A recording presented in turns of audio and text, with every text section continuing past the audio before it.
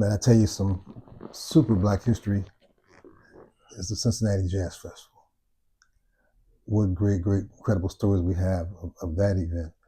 Uh, Before we got a chance to perform there ourselves, to see groups like Frankie Beverly and Mays, but to see the OJs.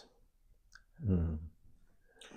Yeah, it's really incredible to see the OJs there, and of course to see Lady Eddie Levert sing, stand in the back of the stage, and the mic was way up front, and you could still hear his voice. Eddie would go down on the field and walk the field singing to 50,000 people, "Let Me Make Love to You." I had a chance to talk to Eddie personally, which is another part of history because Eddie would give me pointers. We met one time in the parking lot at WCIA, and I'm sitting out there say, "Eddie, give me some vocal tips and stuff." So he runs me through and shows me some vocal placements and voice control and things of that nature. But to see him do it is incredible. But that piece of history led also to us getting the call one day from Sylvia Rome right after we finished the Natalie Cole record. Sylvia says, "I got this young group, there's 3 guys out of Cleveland, Ohio, and by the way, 2 of them are the sons of Eddie Levert." I said, "There goes history again."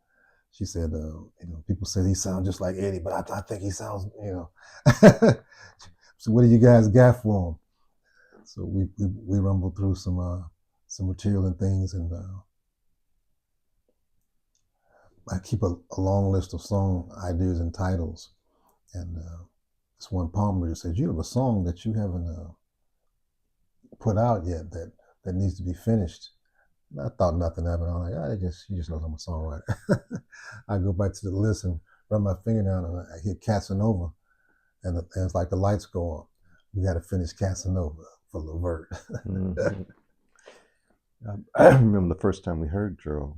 I think he came over to my place and just sang a cappella, and I was like, this guy's voice is incredible.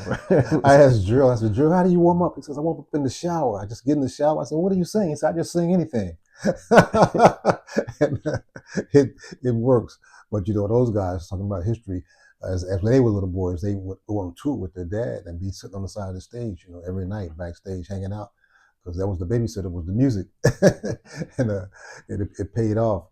But a unique part of history, 2 pieces.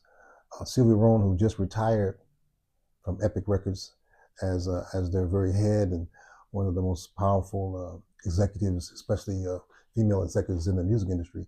Upon her retirement, she would always say, "Reggie, Vincent, you guys gave me my first hit record in this business," and that song was Casanova for Levert. So we cheered Sylvia in her retirement. I know she's gonna find something else to do. Nobody just walks away from all this fun we're having. But the other funny part about that is that you remember we had just finished Jumpstart My Heart. So as Casanova began to go up the charts, it wouldn't stop. And at the end of the day, Casanova set at #1, Jumpstart My Heart set at #2 on the Billboard R&B charts. So we're one of the first producer teams, writers teams to ever hold the #1 and #2 spot at the same time. Thanks to all you guys, and thanks to Natalie, and thanks to Levert. History.